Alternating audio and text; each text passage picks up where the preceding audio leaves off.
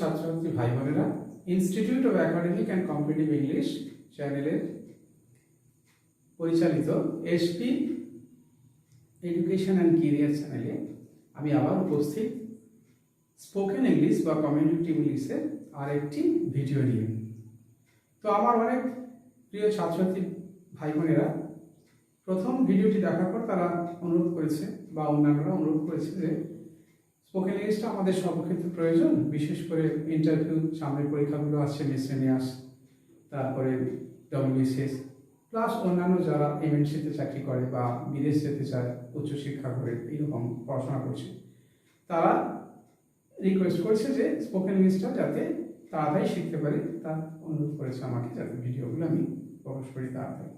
তো সেই জন্যই আমি আর একটা ভিডিও নিয়ে চলে এসেছি। তো প্রথম ভিডিওতে আমি দেখিয়েছিলাম স্টেজ 1-এ কীভাবে ইংলিশটা স্পোকেন ইংলিশ শিখতে গেলে আমাদেরকে এগোতে হবে। তো at first we have to remember it clearly. আমাদের মনে রাখতে হবে যে English is not a regional language today. ইংরেজিটা কিন্তু কোনো প্রাদেশিক ভাষা নয় আজকে, it is an international language. No country can deny it. কোনো দেশই এটা অস্বীকার করতে পারে না, এবং হি হ্যাজ টু বা it has to or she has to accept it, এটা স্বীকার করতেই হয়। এবং যদি কোনো ব্যক্তি in respect of a persons, if a person whether whatever in whichever job he is in, যে কোনো কাজে সে যুক্ত থাক না কেন, if he knows English, if he or she knows English properly, if he or she can able to speak English fluently, he will certainly have the way to earn his livelihood. অর্থাৎ তার উপায় থাকবে, তার জীবিকা নির্বাহের জন্য পথ খোলা থাকবে, এটা আমি মনে করি। এবং I have experienced it through several experiences. অনেক অভিজ্ঞতা, এগুলো আমার অভিজ্ঞতা অর্জন হয়েছে। তো সেক্ষেত্রে the importance of spoken English is very very important. গুরুত্বটা খুবই গুরুত্বপূর্ণ। ওকে, তো সেই ক্ষেত্রে আমাদের কি করতে হবে? ইংরেজি স্পোকেন ইংলিশ বা কমিউনিকেটিভ ইংলিশ শেখার ক্ষেত্রে আমাদের ধৈর্য ধরে 1 by 1 স্টেপ বাই স্টেপ এগোতে হবে কয়েকদিনের জন্য। তো আমরা স্টেজ 1-এ আলোচনা করেছিলাম যে কিভাবে আমরা স্টেজ 1 পার্ট 1-এ স্টেজ 1-এ পার্ট 1-এ কিভাবে আমরা এগোবো step by step. I am sure যদি এই স্টেপ বাই স্টেপ এগোই, কয়েকদিনের মধ্যেই আমরা কিন্তু we will certainly be able to speak English fluently according to our own. We can converse with anybody we want. Okay, আমরা যার সঙ্গে চাই, যেভাবে হোক চাই। স্টাইলিশ ইংরেজি বলাটা পরের কথা, আগে I have to learn how to translate from Bengali to English. Havoc grammar বা স্ট্যান্ডার্ড গ্রামার শেখার কোনো প্রয়োজন নেই। কয়েকটা গ্রামারের অর্থাৎ বাক্য বলার প্রত্যেকটা ধরন আছে প্রত্যেকটা ল্যাঙ্গুয়েজে, সেই ল্যাঙ্গুয়েজের ধরনটা, গ্রামারটা জানতে হবে কি কয়েকটা স্টেজ। ঠিক আছে, একটু ধৈর্য ধরে শিখতে হবে। তা আমরা আসি যে আজকে আমরা স্টেজ 1-এর পার্ট 2-তে প্রবেশ করব। পার্ট 2-তে কি শিখব? আমরা যে বাক্যগুলো বলি, সেই বাক্যের যে কোনো ল্যাঙ্গুয়েজে বাক্যের ধরনগুলো আছে, সেই ধরনগুলোতে সেই এক একটা বাক্যের ধরন, বিশেষ কতগুলো ধরন আছে, সেই ধরনগুলো আমাদের জানতে হবে। যেমন আমি যদি বলি কখন এলেন, when did you come here? Okay, the stylish verb, why did you come here? Please tell me. এইটা stylish is an American speaking way, Oxford বা লন্ডনের speaking way, different languages, different country speaking way আলাদা। এবং জেনে রাখো যে কোনো ভারতীয়, কোনো ইন্ডিয়ান বা কোনো কান্ট্রি রেসিডেন্ট যদি আমেরিকা, কানাডা, অস্ট্রেলিয়া বা অন্য কোনো কান্ট্রিতে যেতে চায়, তাহলে তাকে কিন্তু আইলেটস পাস করতে হবে। ইন্টারন্যাশনাল ইংলিশ ল্যাঙ্গুয়েজ টেস্টিং একটা পরীক্ষা আছে, সেখানে 10-এর ওপর মার্কস দেওয়া হয়। তো মোর দ্যান 6 বা 7 পেলে তাহলে তারা পাস, র্যাঙ্ক অনুযায়ী ওরা গ্রহণ করে, ওরা পাঠিয়ে দেয়। ওকে, তো ওদের কোম্পানিগুলো, ওখানকার কোম্পানিগুলো এগুলো অ্যাকসেপ্ট করে, সেগুলো তাদেরকে কাজের জন্য নিয়ে যায়। তো যাই হোক, তাছাড়াও আমরা উচ্চশিক্ষার ক্ষেত্রে বা বড় বড় পরীক্ষার ইন্টারভিউর ক্ষেত্রে English to speak, one must have the power to speak English fluently according to the need. Because কারণ কি, আমাদের কাজের ভাষা হচ্ছে ইংরেজি, এটা আমাদেরকে বুঝতে হবে। তাছাড়াও আমাদের প্রয়োজন অনুযায়ী প্রত্যেকটা বাবা মা আজকাল ছেলে মেয়েদেরকে চাইছে যে তারা যেন ইংরেজি প্রথম থেকে একটু বলতে বা বলার ক্ষমতা থাকে। ওকে, তো যাই হোক, আমাদের এবারে আমরা আলোচনায় আসি কিভাবে আমরা পার্ট 2-তে স্টেজ 1-এর পার্ট 2-তে আমরা স্টেজ বাই স্টেজ এগোবো। তাহলে একদিন দেখতে পাবো ঝড়ের মতো গতিতে আমরা ইংরেজি বলতে পারছি, কোনো ব্যাপার না।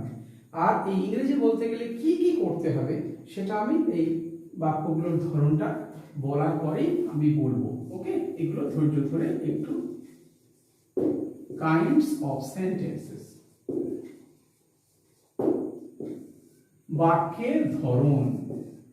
আমরা বাক্যের মানে আমরা যে কলোকিয়াল ল্যাঙ্গুয়েজ বলি, বাক্য মানে এমন কিছু নয় যে ভয় পাওয়ার কিছু নেই যে আমাকে কঠিন ইংরেজি শিখতে হবে, বোধহয় স্যার কিভাবে সেই ইংরেজি বোধহয় এমন একটা জিনিস শেখাতে চাইছেন সেই গ্রামাটিক্যাল ওয়েতে যে আমরা শিখতে পারবো, তা না। আমরা যে কথা বলি, যে বাক্য বলি, মা আমাকে খেতে দাও, এটা আমরা বলি তো। তাই এটা কি ধরনের বাক্য? আমরা যদি বাক্য না জানি তাহলে we will not be able to translate it and not speak at all. Okay, তো আমাদের এই সাধারণ জ্ঞানটা জানা দরকার। বা আমি যদি বলি কোথায় যাচ্ছে, এটা কি ধরনের বাক্য? আমি যদি বলি ঈশ্বর তোমার মঙ্গল করুক, দীর্ঘজীবী হোক, কি ধরনের বাক্য? বা আমি যদি বলি বাহ খুব সুন্দর দৃশ্য, তো এই বাক্যগুলো আমাকে ধরন, আমরা কারণ কলোকিয়াল ল্যাঙ্গুয়েজ এগুলো বলতে হবে। তো আমরা যে কথাগুলো বলছি কারোর সঙ্গে, সেটার ধরনটা কি? I have to know the pattern of the sentence. Okay, তো বাক্যের ধরন 6 কাইন্ডস শিখতে হবে আমাদের, 6 পয়েন্টস। ছাত্রছাত্রী ভাই বোনেরা এবং বন্ধু, যদি তোমরা কপি করতে চাও কপি করে নিও। কপি করলে তাহলে পরে আবার দেখতে সুবিধা হবে, এবং I am sure over sanguine that you will certainly learn something from it. Okay, এখান থেকে কিছু অবশ্যই শিখতে হবে। 6 kinds of sentences, 6 ধরনের আছে। ঠিক আছে, এই 6 ধরনের একে একে আমরা আসা যাক বাক্যের ধরনগুলো। 1 নম্বর কি? Assertive sentence.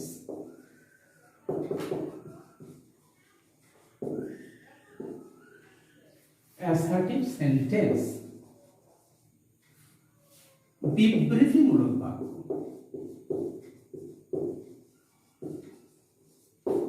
বিবৃতিমূলক বাক্য কাকে বলে? যে বাক্যর দ্বারা কোনো কিছু বিবৃতি দেওয়া হয়, দ্যাট ইজ বিবৃতিমূলক বাক্য। ওকে, যেমন সে এখানে এসেছে, সে কাজ করেনি, সে খুব ভালো ছেলে, একটা বিবৃতি দেওয়া হচ্ছে। ওকে, এই বিবৃতিমূলক বাক্য অ্যাসার্টিভ সেন্টেন্স। যেমন রাম ভালো ছেলে, এটা একটা বিবৃতি দেওয়া হচ্ছে, তাই তো। সে কাজ করেনি, এটা বিবৃতি দেওয়া হচ্ছে। তাহলে এই বিবৃতিগুলো হচ্ছে বিবৃতিমূলক বাক্য। তাহলে আমাকে বাক্যের ধরনটা আগে জানতে হবে। আচ্ছা, এই বিবৃতিমূলক বাক্য 2 ধরনের আছে। অ্যাসার্টিভ সেন্টেন্স 2 ধরনের। এর এ হচ্ছে affirmative. Affirmative sentence. Affirmative sentence কাকে বলে? যে সেন্টেন্স বাইটা হচ্ছে হ্যাঁ বাচক। বাহ, ওকে, হ্যাঁ বাচক বাক্য যা দিয়ে হ্যাঁ বোঝায়, তাই হ্যাঁ বাচক। আমি যদি বলি সে এখানে এসেছিল, এখানে, অর্থাৎ এখানে কোনো না বাচক বাক্য নেই। বা রাম ভাত খায়, এখানে কোনো নায়ের কোনো উল্লেখ নেই, তাই এখানে হ্যাঁ বাচক বাক্য বা অ্যাফার্মেটিভ সেন্টেন্স। আর একটা সেন্টেন্স আছে, সেটা হচ্ছে নেগেটিভ সেন্টেন্স। বি হচ্ছে negative sentence. Negative sentence, negative sentence মানে না বাচক বাক্য। ওকে, তা না বাচক বাক্য কাকে বলে? যে কোনো বাক্যে না থাকবে। যেমন আমি সেখানে যাইনি, হ্যাঁ, তাহলে আই ডিড নট গো দেয়ার। তাহলে আমি সেখানে যাইনি, এখানে না বাচক বাক্য। না, সে এটা করেনি, he did not do it. হ্যাঁ, বা he does not it right, সে ভাত খায় না, সে ভাত খায় না। তাহলে এই না বোঝাবে, মনে রাখতে হবে, না বোঝাবে না বাচক বাক্য। এখানে আমাদের মনে রাখতে হবে শুধুমাত্র কি নট দিয়ে না বাচক বাক্য হবে? নট দিলে কি না, তাছাড়া না বাচক বাক্য? হ্যাঁ, নট ছাড়াও না বাচক বাক্য হয়।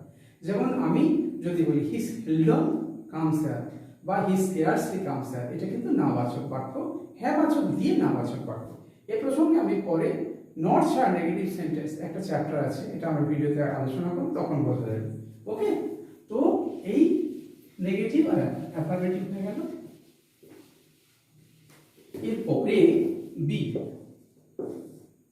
এরপরে ইন্টারোগেটিভ সেন্টেন্স।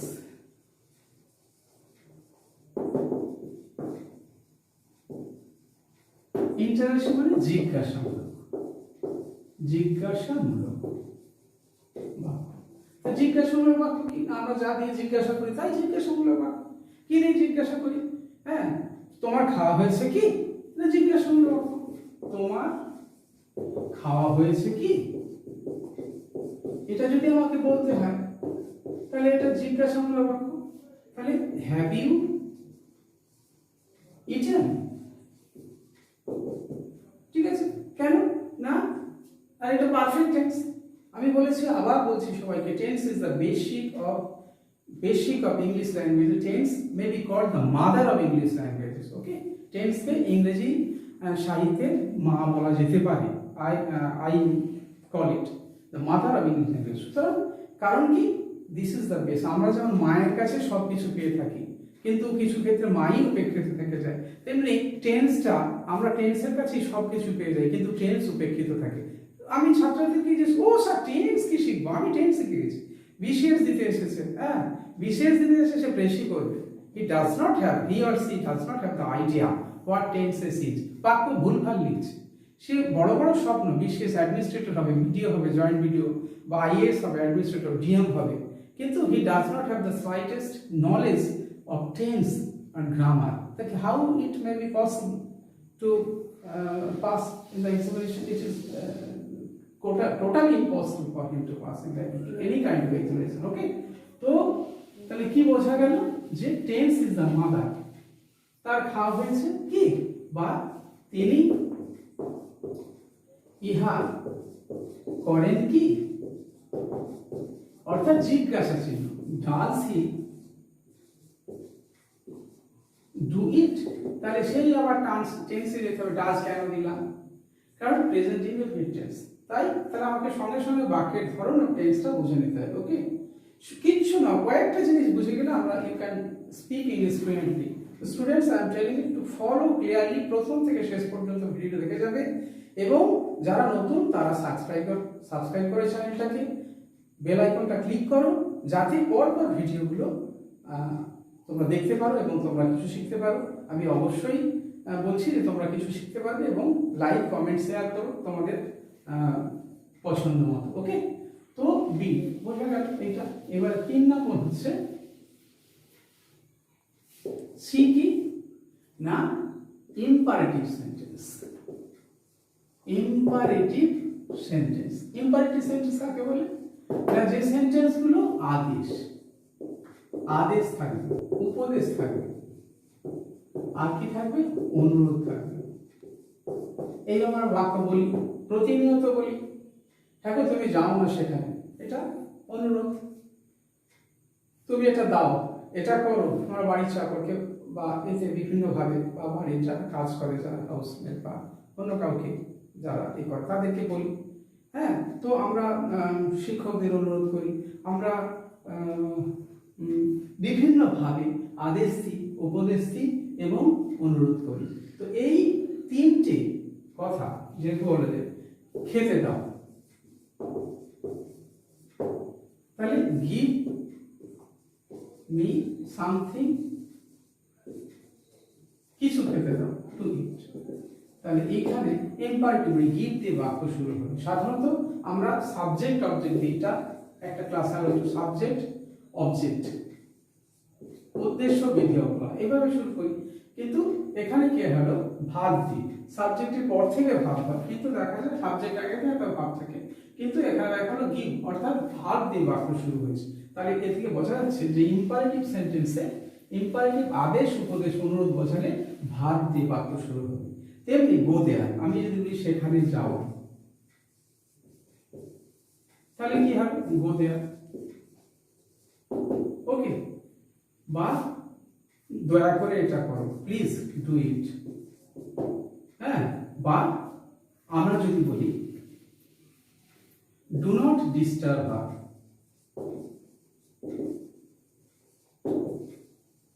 তাকে বিরক্ত করো না, তাহলে সব ক্ষেত্রে দেখা যাচ্ছে বাক্য শুরু হচ্ছে ভাব দিয়ে। তাহলে ইম্পারেটিভ সেন্টেন্স কাকে বলে? আদেশ, অনুরোধ, উপদেশ বোঝাবে এবং ভাব দিয়ে শুরু হবে। এরপরে আসা যাক 4 নম্বর। 4 নম্বর বাক্য কি? 4 নম্বর কি না অপটেটিভ সেন্টেন্স।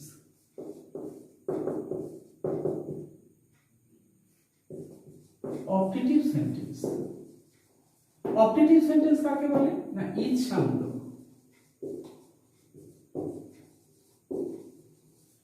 যে বাক্য দ্বারা মনের ইচ্ছা প্রকাশ করা হয়। অপটেটিভ সেন্টেন্স কি?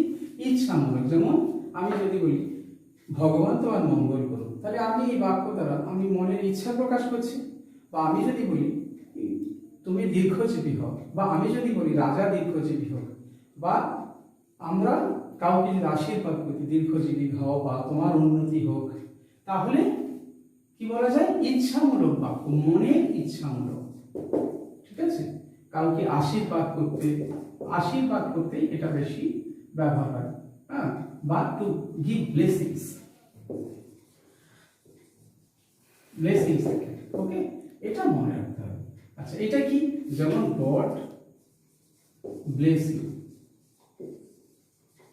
বা মেকিং লিভ লং, রাজা দীর্ঘজীবী হোক। ওকে, তাহলে এই ধরনের বাক্যগুলোকে বলা হয় অপটেটিভ সেন্টেন্স, বা মনের ইচ্ছা পূরণ করা, পোষণ করা, মনের ইচ্ছা প্রকাশ করার বাক্য। এবারে 5 নম্বর বাক্য হচ্ছে এক্সক্লেমেটরি সেন্টেন্স। মনে রাখতে হবে পৃথিবীর যত বাক্য আছে এই 6খানা বাক্যের মধ্যে পড়বে বিস্ময় সূচক। ঠিক আছে? কোনো গ্রামার বই ফলো করার দরকার নেই, শুধু এই ক্লাসগুলো ফলো করলে যে কেউ কোনো র্যাপিডেক্স বই বা কোনো কিছু পড়ার প্রয়োজন নেই। পড়লে তো ভালো, শিখতে পারলে, কিন্তু না শিখতে পারলেও কোনো আপত্তি নেই। তাহলে এই ক্লাসগুলো করলে আমি আশা করি শিখতে পারবে কিছু। এক্সক্লেমেটরি বাক্য বিস্ময় সূচক বাক্য, বিস্ময়বোধক বাক্য, যেমন hurray, we have won the match. তাহলে বা কি মজা, এই এক্সক্লেমেশন, এটাকে বলা হয় নোট অফ এক্সক্লেমেশন, এই বিস্ময়বোধক চিহ্ন এটা থাকবে। বা alas, the man is dead. Alas এই বিস্ময়বোধক বাক্য, হায় মানুষটি মারা গেল। তাহলে এখানে মূল বাক্য হবে, কিন্তু তার আগে এই বিস্ময়বোধক এগুলো থাকবে, সাইনগুলো থাকবে। ওকে, এই গেল বিস্ময়বোধক এক্সক্লেমেটরি সেন্টেন্স। এরপরে 6 নম্বর, আগে ই ছিল এফ, 6 নম্বর কি হচ্ছে না 6 নম্বর বাক্য কি না এমফ্যাটিক সেন্টেন্স।